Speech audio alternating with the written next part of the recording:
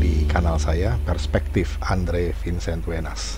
Seperti yang sudah dijanjikan atau disampaikan dalam video sebelumnya yang berjudul Simbolisme di Balik Pesan Baliho Puan, analisis intelijen dari Bro Yosef Herman Wenas ada di kanal ini. Kita akan sampaikan satu analisis intelijen juga dari Bro Yosef Herman Wenas mengenai Prabowo Puan 2024, begitu judulnya, yang merupakan latar belakang dari video sebelumnya sebetulnya. Nah, artikel ini atau analisis ini dibuat oleh Bro Yosef Herman Wenas tahun yang lalu di bulan Oktober 2019. Ceritanya begini. Prabowo Puan 2024. Setelah Jokowi menang dan resmi ditetapkan KPU sebagai President-elect pada 30 Juni 2019, banyak yang tidak sadar bahwa Indonesia sedang memasuki suatu konstelasi politik baru yang lain sama sekali.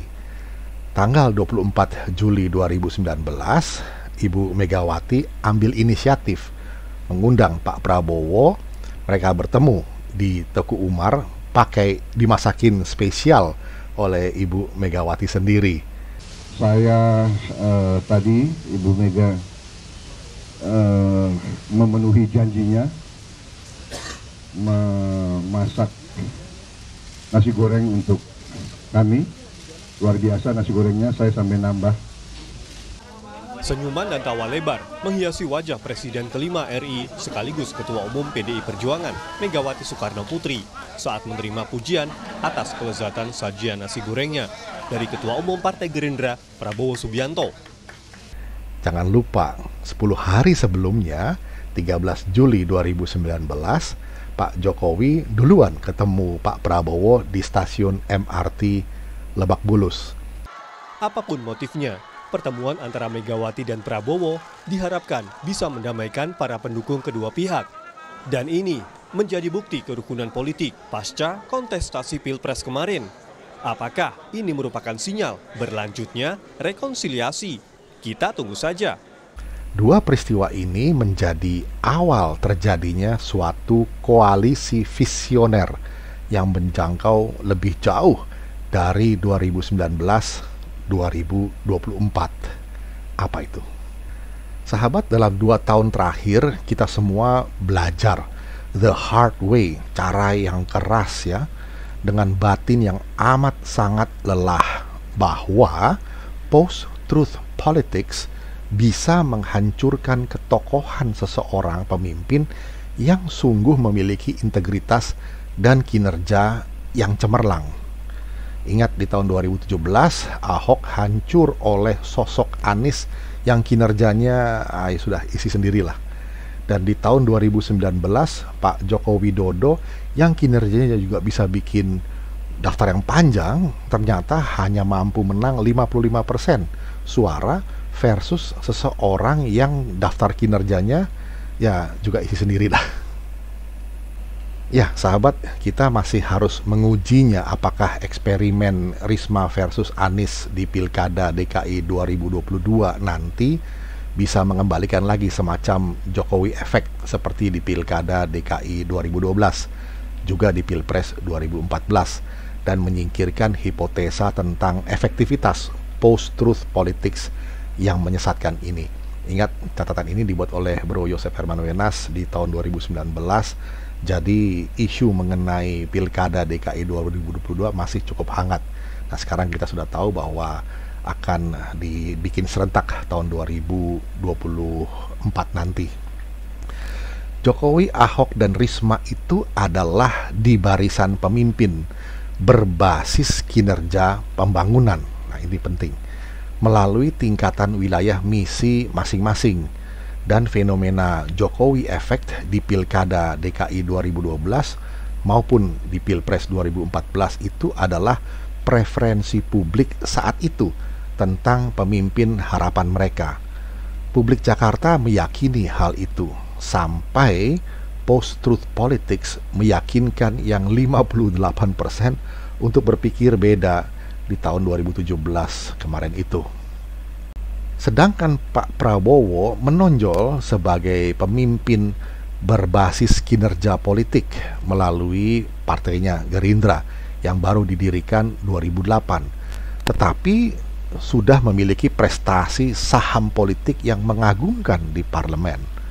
Ingat pada pemilu 2009, Gerindra langsung masuk 10 besar urutan ke-8 dengan 4,5% suara, ekuivalen 26 kursi.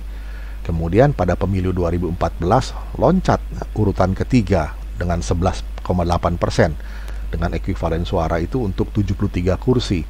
Lalu pemilu 2019 naik lagi urutan kedua dengan 13,58%, ekuivalen 78 kursi. Sahabat, post-truth politics nampaknya telah mengembalikan preferensi publik tentang pemimpin mereka dari sosok yang berbasis kinerja pembangunan kepada sosok yang berbasis kinerja politik. Nah, bila tesis ini benar, maka bisa diduga kuat koalisi Jokowi-Prabowo saat ini bukan saja demi kepentingan pragmatis 2019-2024, tetapi juga untuk suatu kepentingan jangka panjang, baik untuk kepentingan Pak Prabowo sendiri jadi RI 1, juga untuk kepentingan Ibu Megawati PDIP menghantarkan Mbak Puan Maharani yang track recordnya saat ini boleh dibilang sudah sangat mumpuni dengan beberapa jabatan seniornya ke pucuk pimpinan nasional negeri ini sebagai RI 2 dulu, baru kemudian RI 1. Persahabatan kita mendapat ujung, yaitu untuk kepentingan bangsa dan negara. Di ujungnya kita selalu ingin melanjutkan dan menyambung tali persaudaraan, tali kekeluargaan dan hubungan yang rukun, hubungan yang baik, sehingga kita bisa membantu mengatasi masalah-masalah kebangsaan. Lalu di Pilpres 2024 nanti, Jenderal Prabowo akan berusia 73 tahun. Sekarang beliau 68 tahun. Sedangkan Mbak Puan Maharani akan berusia 51 tahun. Sekarang 46 tahun. Dan di Pilpres 2029, Pak Prabowo akan jadi 78 tahun. Mbak Puan jadi 56 tahun. Anda paham kan artinya? Dan dengan segala kemungkinannya tentunya. Dengan kata lain, koalisi Jokowi-Prabowo hari ini harus dipotret sebagai upaya membuka pintu bagi generasi ketiga Trah Soekarno menjadi RI 1 pasca 2024. Ada berita baiknya bahwa visi Prabowo Puan 2024 ini sekaligus mengunci konstelasi politik atau boleh dibaca sebagai stabilisasi politik nasional dalam jangka panjang. Terutama sejak Pilkada DKI 2017, perpecahan sosial politik kita sudah terlalu serius. Kebencian antar anak bangsa ini sudah sangat nyata.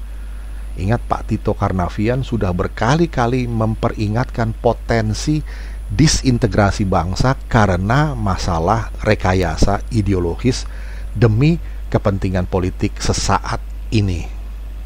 Nah, sebagai penutup, saatnya memperbaiki. Selama periode 2019-2024, bisa diprediksi kaum nasionalis akan bergandengan semakin erat dengan kaum Islam Nusantara yang moderat. Berkali-kali Presiden Joko Widodo berkata, baik saat pidato pelantikannya di MPR maupun saat memperkenalkan kabinetnya di istana, tentang apa? Tentang deradikalisasi dan tentang deradikalisasi. Lagi-lagi dia singgung deradikalisasi. Nah, hitung sendiri saja berapa kali Pak Jokowi ucapkan kata deradikalisasi di Rabu Legi kemarin itu. Nah, ini hal yang sangat penting dan perlu dicatat. Demikian catatan atau analisis intelijen dari Bro Yosef Herman Wenas yang ditulisnya di Yogyakarta 24 Oktober 2019. Dalam 5 tahun ke depan, kita akan fokus pada pengembangan sumber daya manusia, pada penciptaan lapangan kerja dan pemberdayaan usaha kecil, usaha mikro, usaha menengah. Dan langsung saja saya ingin memperkenalkan yang pertama Profesor Dr. Muhammad Mahfud MD sebagai Menko Polhukam. Menko Polhukam. Berdiri, Prof. Beliau akan menjadi Menko Polhukam, sehingga hal-hal yang berkaitan dengan korupsi, kepastian hukum, deradikalisasi, anti terorisme berada di wilayah Prof. Mahfud MD. Bapak Profesor Muhadjir Effendi sebagai Menko PMK yang akan mengawal akselerasi pengentasan kemiskinan, toleransi, solidaritas nasional, dan revolusi mental. Bapak Jenderal Fahru Razi sebagai Menteri Agama.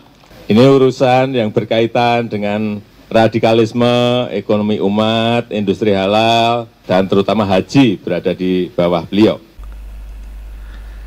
Demikian sahabat Indonesia, catatan ringan atau singkat dari Bro Yosef Herman Wenas untuk menyikapi platform politik yang penting, yaitu deradikalisasi, soal stabilisasi politik nasional jangka panjang.